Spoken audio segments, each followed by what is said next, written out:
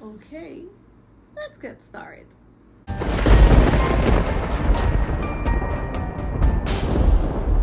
Hey horror freaks, welcome back to my channel. My name is Amanda. If this is your first time here, don't forget to subscribe and hit the bell icon so you can get a notification every single time that I post a video, and I post every single Friday. So as you can see on the title, on today's video I'm going to be telling you 5 urban legends from Puerto Rico. Now I'm a Puerto Rican and I do live in Puerto Rico. It could be the case that I don't live on the island, but I do. So I thought it would be fun to actually share with you urban legends from Puerto Rico. So if you want to know, keep on watching. The first one is the Normandy Hotel. This is a hotel that was built during the 30s and it was eventually opened on October 10 of 1942. It was closed on the 60s and it has been reopened and closed over the years, but eventually gave I think an official close on 2009. Now it's an old building that it's still there. People are even fighting if it should be like demolished or it should be like there to preserve the history of the island architecture and everything. That's an whole other business. Now the hotel was inspired by the SS Normandy, but the real legend goes around about the fact that during, we can say, the first years of the hotel, a guest committed suicide, specifically a woman, and it has been said by all employees and some guests of the hotel that you can hear and see her going around on the halls. Now she went from one of the highest to the ground, she jumped and she committed suicide. About this, there's not really much details because most urban legends, you just know what your friends said, so there's not a complete evidence that this actually happened, but it's what goes around. The second one is the Oaxaca Tunnel. This is a railroad tunnel that goes from the town to Isabela from Quebradilla. Now this tunnel is one of the most significant remarks of the national railway system that used to exist back on the 20th century on the island. Basically this train went the whole around the island, but right now the only railroad that we have basically goes from the capital to 3 town stops and just back and forth. So we don't have a train that you can go to the whole island. If you want to travel the whole island, will be just on car. But basically the legend that goes around this tunnel, it's that since it was a railway, an accident occurred on the beginning of the 20th century. So after that incident, and now the tunnel is actually open for public, you can walk around. It's not that big, so you can like have a little walk and you get to the other side. So some people died on this accident, and many people have claimed that when you walk or even when you're close, you can hear their voices. Specifically, I have no idea what they could be saying because no one has ever told they say this. You can just hear voices or kind of the presence of them, and some other people say that they have seen a woman walking. A woman, they all appear. We have La Llorona in Mexico, that she appears on the bridges and things like that. So there's always that type of urban legend, but in this case, instead of being like a bridge, is this tunnel. Now the next one, I think that it is one of the most famous, at least on the locals. It's the gargoyle or la gárgola. I'm sorry.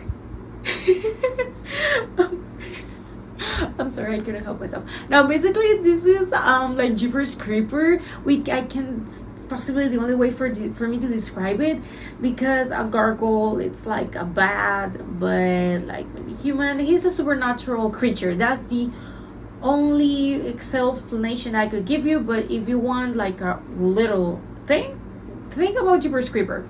Now it has been said that this creature goes around the mountains, kills animals. Like, I have never heard of the gargoyle killing somebody. Like, they have found animals and with weird marks or something, and it's like with the chupacabra, that they say that that's kind of a creature. We could say that the gargoyle, it's kind of like the chupacabra, like they kind of go around, but basically that's one of the most famous things here. I remember a few years back, as recent as a few years back, people were claiming that the gargoyle was here.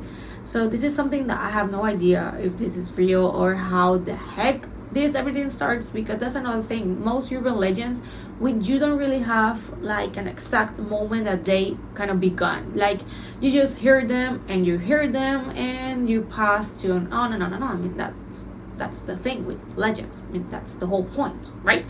Now next we have what it's called La Garita del Diablo. Now on the capital of the island we have this fort that it's called the San Cristobal or San Felipe, that basically it's this fortress that was used during the colonization and the discovery of America back way too many years back, when the wars and pirates, and where Spain was the owner of the island. So basically they use this as a fortress so that they can fight back.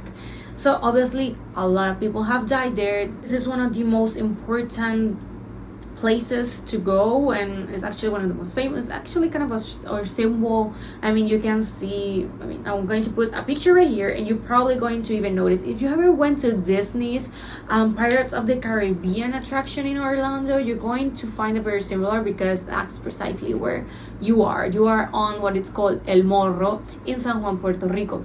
Now one of this is La Garita, but I have no idea what will be the translation. But basically this is where the soldiers will have like their station, we could say. It has little windows and people take a lot of pictures there. So one of them is called La Garita del Diablo, because it says that some soldiers were there and that they suddenly disappeared because the devil took them.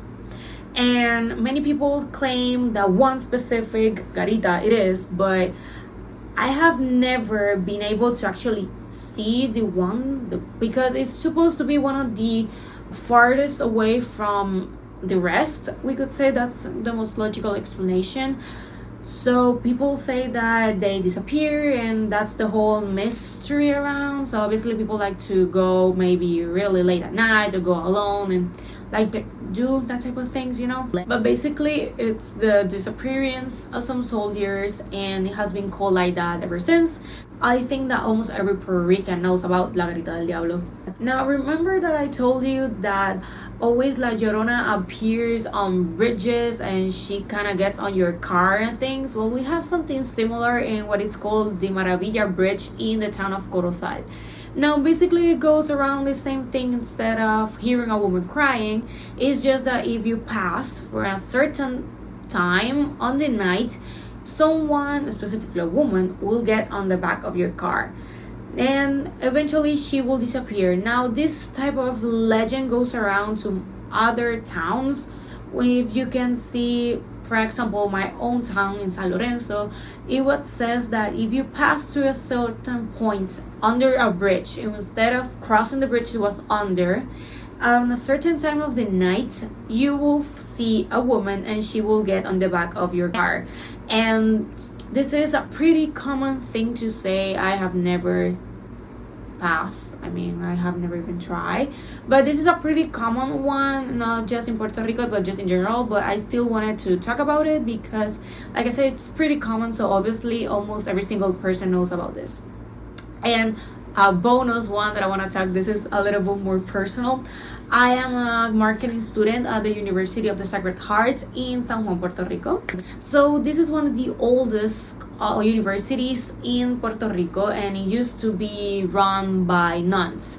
And it's pretty old. I mean, I think it's 142 this year, something like that, but it's really old. So basically, it's a religious university, specifically Catholic, and one of the oldest buildings on the campus is the women's dorm. I used to live there until the pandemic hit and we have to start doing online classes and everything, but I used to live on the women's dorms, and the legend there was that on the 5th floor one nun appeared.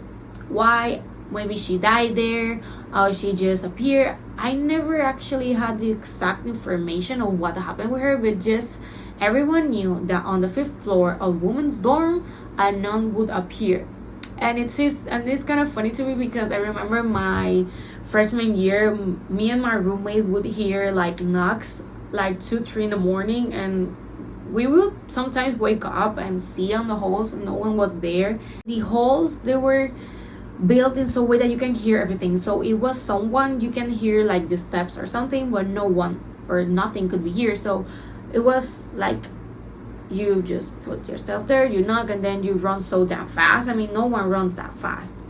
And sometimes like the lights will flick a little bit. Obviously the building is pretty old, so that can contribute, but it was still funny to mess around with the non-story or whatever. It makes me nostalgic because I'm about to graduate and I lost basically my whole senior year in online classes.